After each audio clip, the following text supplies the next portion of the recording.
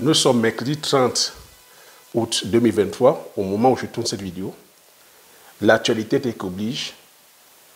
Ali Bongo vient d'être déposé au Gabon. Tu sais qu'il s'est déroulé avec les élections le week-end dernier.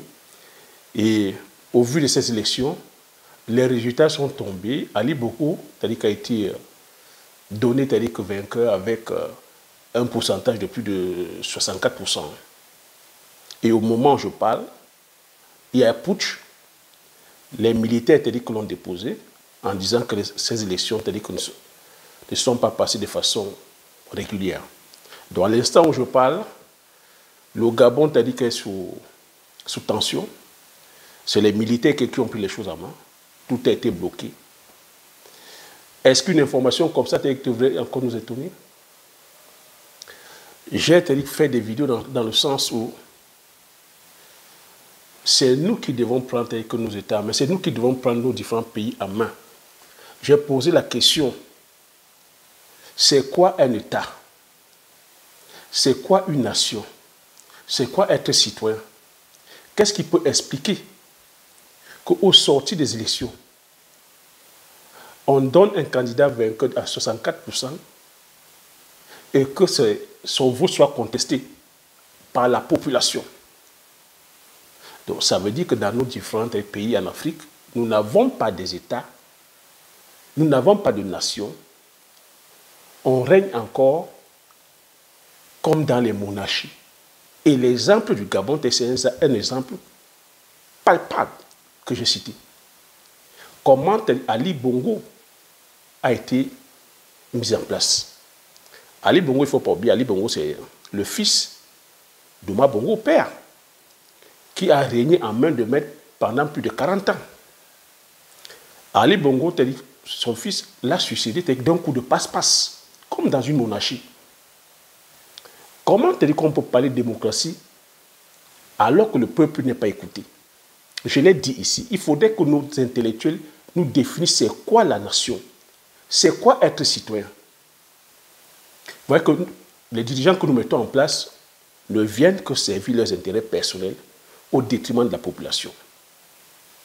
Tant qu'on n'a pas solutionné ça, tant qu'on n'aura pas comme ça des hommes et des femmes dignes de confiance, intègres, patriotes, panafricanistes, qui défendent les intérêts du peuple d'abord, on aura comme ça toujours un vent de soulèvement. Permets-moi de commencer par ça, ce n'est pas le thème de la vidéo, mais actualité oblige, je dois de parler de ça, parce que c'est quelque chose qui sera récurrent aujourd'hui. Parce qu'il ne faut pas oublier que chez nous les Africains, c'est le courage qui nous manque. Ça a commencé en Afrique de l'Ouest, Mali, Burkina, Guinée, cette fois-ci au Niger. Le vent est en train de souffler en Afrique centrale. Là, c'est Gabon. Après, c'est à qui le tour? J'ai fait des vidéos aussi où je disais, est-ce que nous sommes prêts à payer le prix? Est-ce que nous sommes prêts à payer le prix? Et le thème de la vidéo que je vais partager ici, ça va dans ce sens. On ne se doit pas de s'attendre au miracle. Nos dirigeants, ceux qui sont en place en ce moment, ne servent pas les intérêts de leur nation. Il faut qu'on nous définisse encore c'est quoi la nation. C'est quoi être citoyen. Depuis 3 ans, j'anime ces chaînes en disant on se doit aujourd'hui de valoriser et de vulgariser nos produits terroirs. On se doit de valoriser avec notre culture. On se doit de valoriser avec notre histoire. On se doit de valoriser et de vulgariser nos richesses endogènes. On se doit d'être autonome sur le plan alimentaire. On se doit d'avoir notre souveraineté. Voilà un petit pays comme le Gabon. C'est bien, ils sont en train de réclamer l'autonomie. Mais en même temps, c'est un pays qui est riche en termes de ressources minières. Mais qui, sur le plan agraire, dépend encore des pays voisins comme le Cameroun. Tu imagines maintenant, si on ferme toutes les barrières, si on ferme tout comme ils ont fermé, ils vont vivre comment? Ils vont fonctionner comment? C'est pour ça qu'il est plus qu'urgent aujourd'hui d'aller d'abord défendre notre souveraineté alimentaire. En défendant la souveraineté alimentaire, on a la souveraineté économique, on peut aussi défendre la souveraineté culturelle et défendre la souveraineté aujourd'hui politique. Donc reste au bout de cette vidéo, enfin je puisse partager avec toi comment toi en tant que citoyen, oui citoyen gabonais, cette vidéo te parle. Citoyen africain, peuple africain, plus que jamais cette vidéo doit vous parler. Depuis 3 ans de façon stratégique, je parle de ça avec vous. Mais vous savez, nous sommes un peuple aussi qui aimons tout ce qui brille. Et dans tout ce qui brille n'est pas or. Vous aimez les beaux pâleurs. Mais depuis 3 ans, je suis dans le concret. Je vous dis ici, on se doit de valoriser et de vulgariser nos produits du terroir. On se doit de créer des richesses endogènes. On se doit aujourd'hui de faire des business qui redistribuent la richesse vers le bas. Donc le thème de cette vidéo, c'est de te dire, paye-toi en premier et investis dans ces 4 cultures que je vais partager ici avec toi. Si tu le fais, tu ne finiras pas fauché, tu ne seras pas pauvre.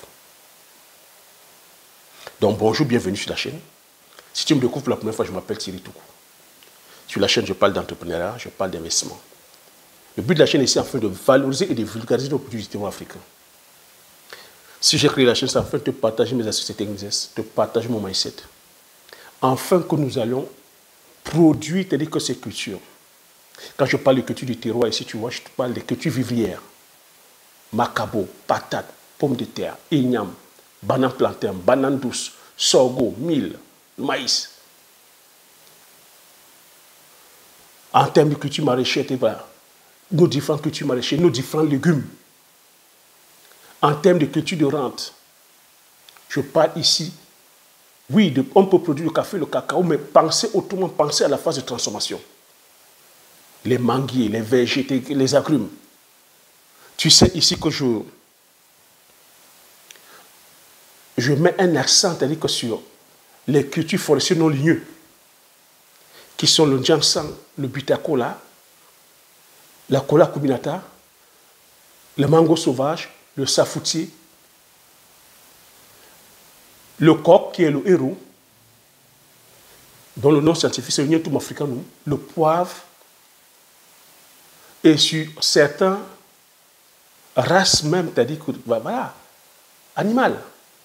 Je valorise et je vulgarise ici l'élevage du terroir. Donc si tu es intéressé par toute cette thématique-là, déjà regarde sous la barre de description, tu verras un lien, c'est un cadeau, où je partage avec toi les 10 meilleurs techniques que tu allais lancer. Si tu es intéressé, prends la formation et je t'attends de l'autre côté pour t'accompagner. Plus que jamais, on se doit aujourd'hui de produire. Le vent qui est en train de souffler, on se doit aujourd'hui d'être dans la production parce que vente affamée n'a point d'oreille. Parce que toutes les cultures que j'ai citées font partie de notre identité. Toutes les cultures que j'ai citées font partie de notre pharmacopée africaine. Parce que les cultures forestières non ligneuses que j'ai citées, les feuilles, l'écorce, les racines font partie de la pharmacopée africaine. Si aujourd'hui on les perd, c'est une partie de notre identité que nous perdons. C'est notre pharmacopée que nous perdons. Et c'est comme ça que nous allons mourir. Parce qu'on sait aujourd'hui que, avec les médicaments de synthèse, bien que ce soit nos écorces, nos racines, nos plantes médicinales, que la médecine occidentale vient aujourd'hui prélever, de façon synthétique aussi, ils sont capables aujourd'hui avec la technologie de produire ces molécules-là. Et aujourd'hui, vu le prix des médicaments, beaucoup d'entre nous sont incapables aujourd'hui d'aller payer les frais d'hôpitaux. Nous n'avons même pas les hôpitaux de qualité, pour le dire.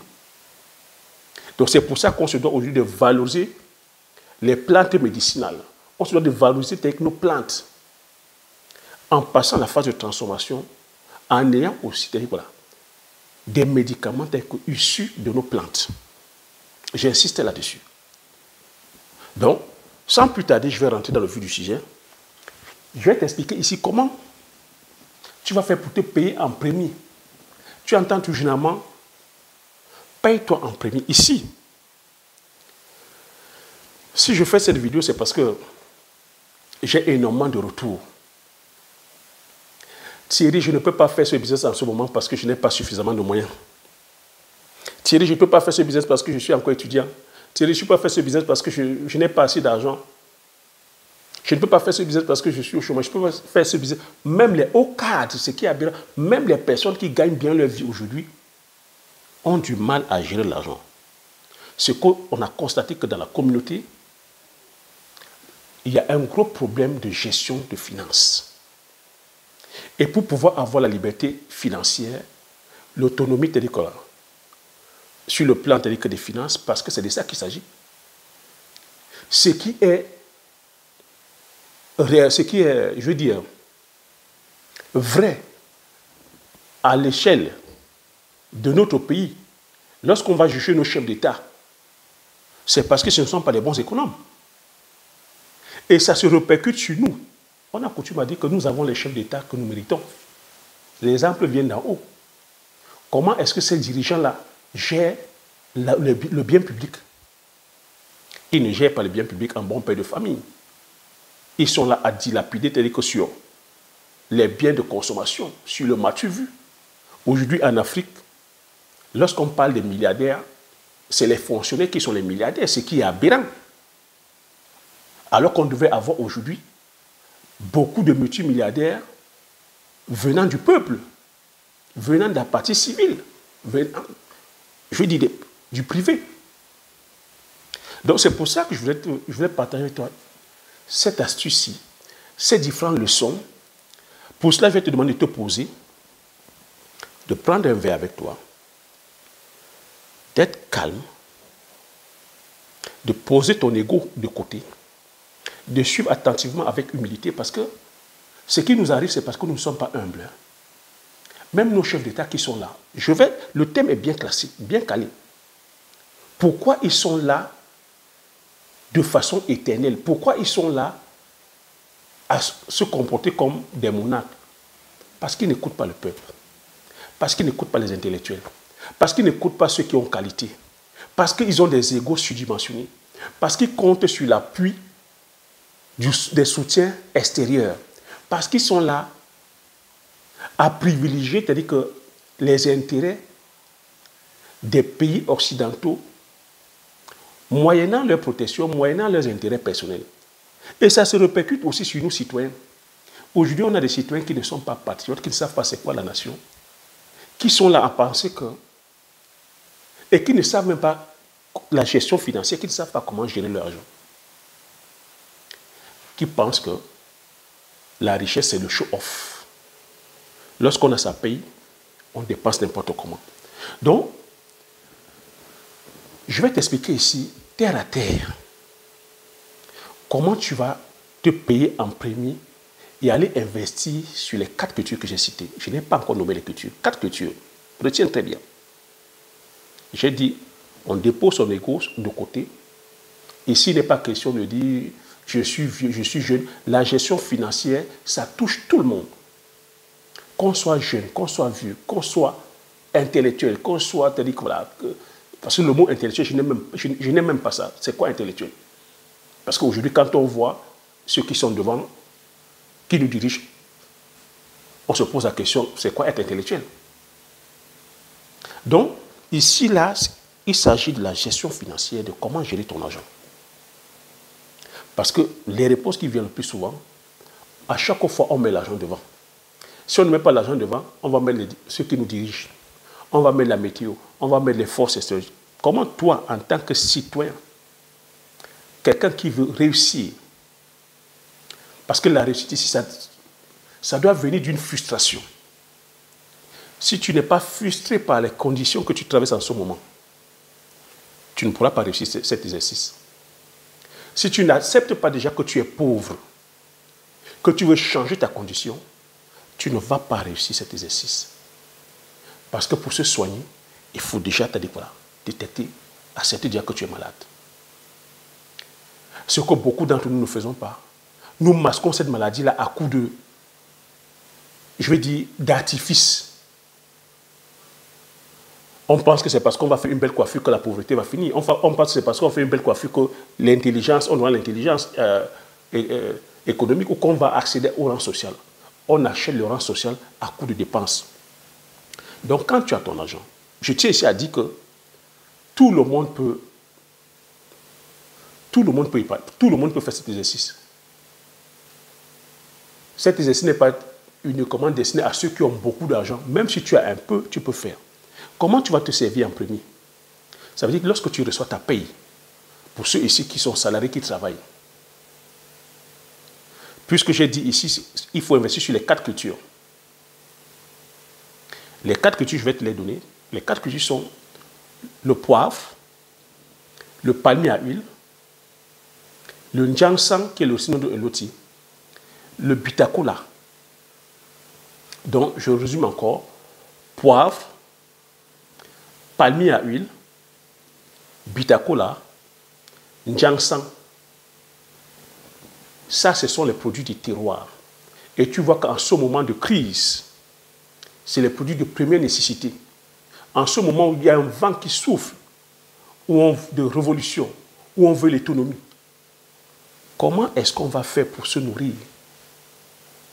Comment la population qui est en train de réclamer l'autonomie, la liberté, va faire? Ça, c'est les produits de première nécessité qui manquent.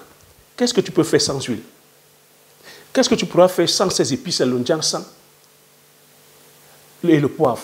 Qu'est-ce que tu pourras faire sans le bitakola? Le bitakola, aujourd'hui, partout, à dire que ça se vend. Ça se consomme tout le temps. Et par toutes les tranches d'âge. Donc, voilà les 4 cultures que j'ai citées. Comment tu vas faire donc pour pouvoir te payer en premier? C'est la stratégie. Hein? Et quand je te parle de stratégie, c'est ce que j'ai mis en place. Je ne suis pas né avec une cuillère à eau dans ma bouche. Je n'ai pas hérité. C'est la stratégie que j'ai appliquée. Ça veut dire, lorsque je reçois mon salaire,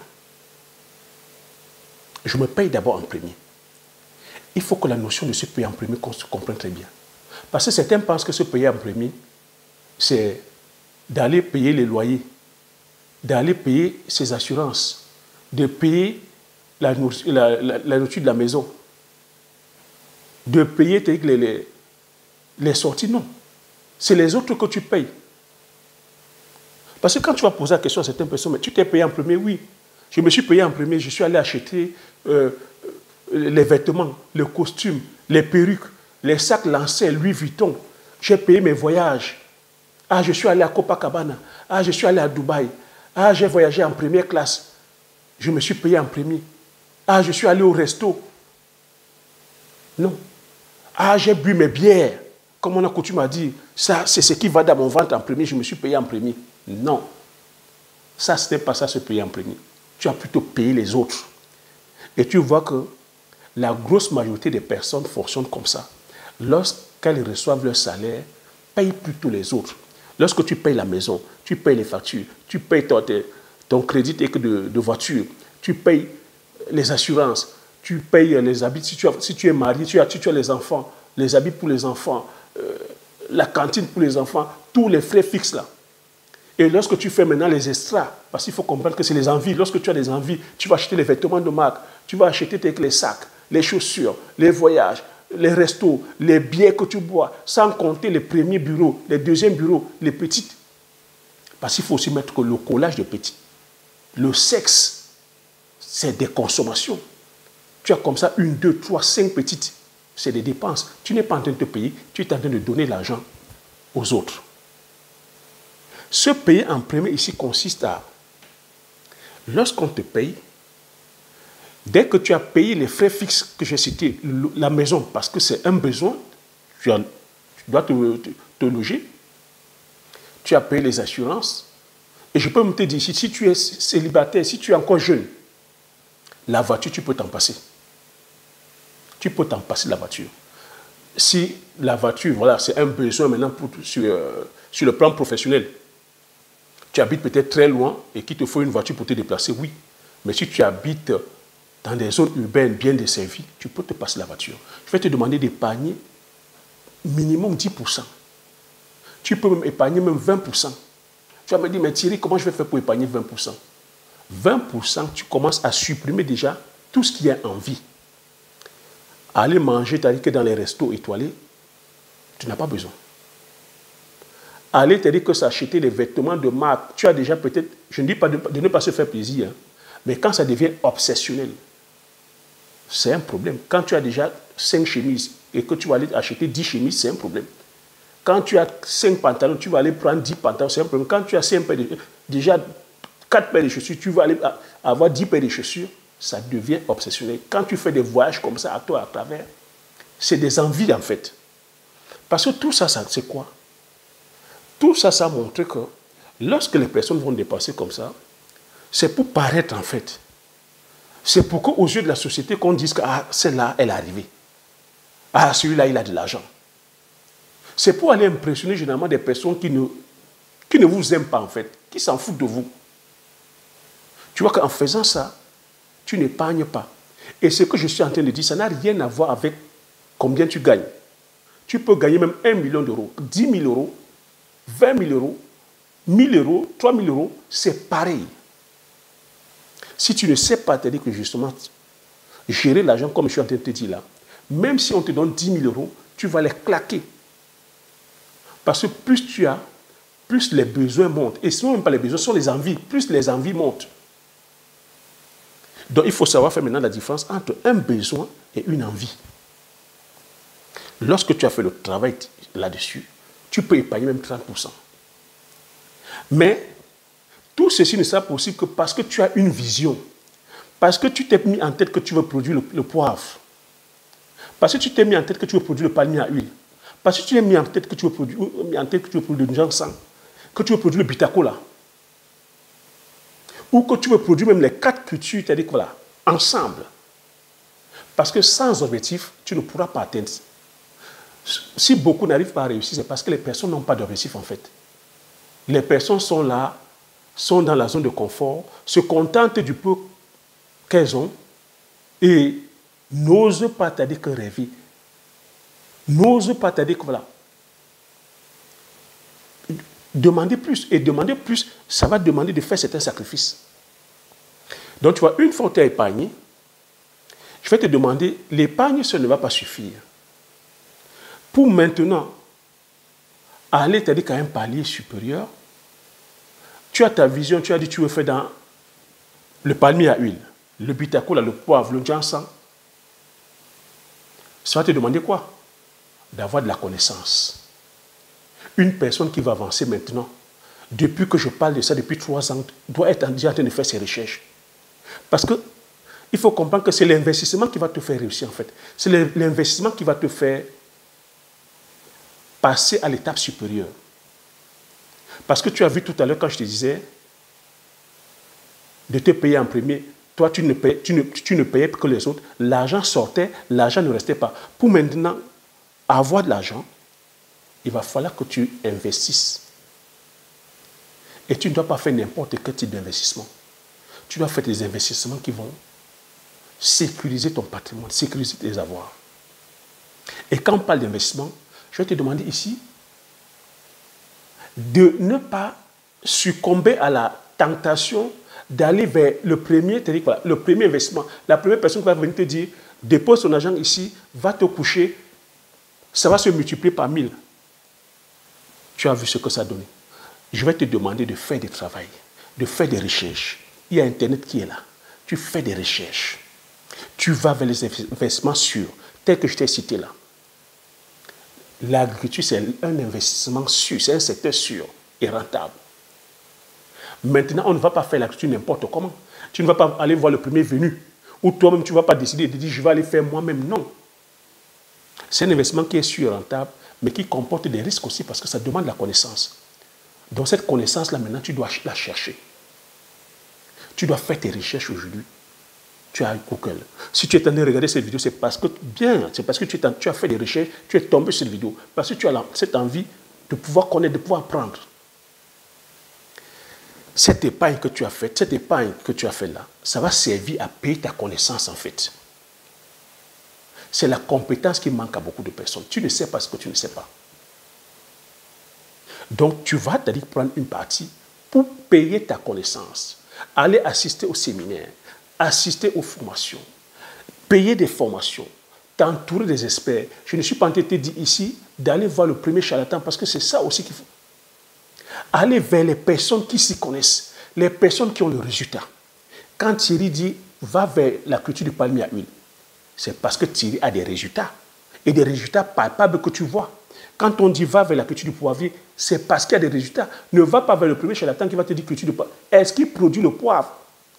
Ne produit pas le poivre qu'il veut. C'est moi qui suis là depuis 3 ans en train de vous dire. Il y a des contingences qui sont là qu'il faut traverser. Ce n'est pas c'est-à-dire que uniquement philosophique, c'est la pratique, c'est l'expérience, c'est les résultats. J'insiste là-dessus parce que beaucoup d'entre vous vous faites flouer parce que vous allez vers les personnes qui parlent bien. Vous allez déposer l'argent et c'est parti. On t'a dit que c'est l'immobilier. Tu dois aller vers une personne qui a qualité. Est-ce que tu vas aller voir un voleur de bijoux pour que le voleur de bijoux te parle du secteur de la joaillerie? On a dit, ouais, c'est les bijoux qui marchent, c'est l'or qui marche. Tu vas aller voir un voleur de bijoux?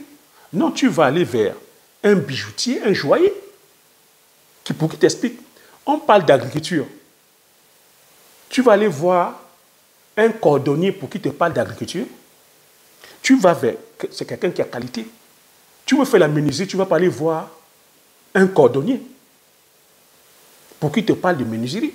Ou tu vas pas aller voir un menuisier pour qu'il te parle de cordonnerie.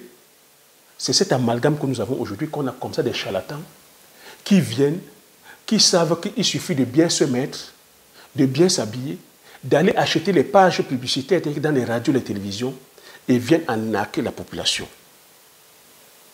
Une fois que vous avez donné l'argent, ces personnes disparaissent. Donc la formation ici est de mise. Comme je t'ai dit, tu regardes sous la barre de description, tu ouvres le lien, prends la formation et viens à ce... Je t'attends de l'autre côté à ce qu'on travaille ensemble. On a besoin d'une Afrique aujourd'hui où on parle de façon pratico-pratique, où on parle du concret. On se doit aujourd'hui de développer nos chaînes de valeur endogènes. Depuis 3 ans, je le dis, tu es en train de voir. Quand je parlais ici de on se doit de produire nos différents tubercules, je passais pour un gars. Mais la réalité est là. J'ai passé le temps à interpeller, c'est-à-dire que voilà, les différents influenceurs. Merci pour ceux qui ont joué le jeu. Que parlons de nos produits du terroir. Valorisons nos produits du terroir. Nous sommes en train de voir aujourd'hui que la souveraineté ne peut que passer par là. Donc tu vois, quand tu as donc pris ta formation et que tu t'es formé, tu vas maintenant investir, c'est-à-dire que soit sur la culture du palmier, si c'est ça que tu as choisi, sur la culture du poivre, c'est ça que tu as choisi, sur la culture du Njangsang, c'est ça, ou du Bitakola. Ça, ce sont des investissements sûrs et rentables et qui durent dans le temps. Parce que ton objectif aussi, c'est d'investir sur les valeurs sûres. Ne va pas mettre ton argent sur quelque chose qui va faire tchut. On a eu pas mal d'années. On est venu vous parler de la crypto-monnaie. On est venu vous parler des NFT. On vous a parlé comme ça, mets ton argent ici, tu vas dormir, tu dis que ça va, ça fait tchut. Ici, il faut comprendre que le meilleur investissement, c'est dans ta connaissance. C'est d'acquérir des compétences. C'est d'aller vers les business que tu maîtrises. C'est d'aller vers les business dont tu as évalué les risques. C'est d'aller auprès des personnes qui ont des résultats, qui ont qualité. Et c'est de mettre ton argent sur un investissement sécurisé. Un investissement qui ne va pas te faire perdre de l'argent. Et l'investissement qui ne va pas te faire perdre de l'argent, si tu le fais de façon intelligente, c'est le domaine agricole. L'agriculture. Et sur les différentes cultures que j'ai citées, le poivre, le bitakola, le Njangsang et le palmier à huile, c'est des cultures, c'est des produits de première nécessité. C'est des produits qu'on consomme tout le temps. C'est des produits qui sont capables de créer des crises. sociales. C'est des produits de soulèvement. En ce moment où le vent est en train de souffler, en ce moment où nous sommes en train de nous révolter du changement, si on n'a pas les différentes cultures que j'ai citées là, la révolte sera encore très grave. Donc pour pouvoir avoir un peuple debout, un peuple puissant, un peuple sur le plan physique, moral, qui saura comment défendre ses droits, il faudrait qu'on ait un peuple qui n'est pas faim. Un peuple qui peut manger à sa faim, c'est un peuple qui peut réfléchir et qui peut se projeter sur le long terme, qui peut réfléchir sur 5, 10, 15, 20, 30, 40, 50, 100 ans. Aujourd'hui, nous avons des peuples, nous avons, je ne sais pas s'il faut dire peuple, une population qui est incapable de réfléchir même pour demain. Parce qu'on vit au jour le jour. On a des populations, certaines qui ne savent même pas qu'est-ce qu'elles vont manger, qui ne savent pas comment elles vont se soigner, comment elles vont se vêtir, comment elles vont se mouvoir. On n'a pas d'infrastructure, on n'a pas de science, on n'a pas de technologie.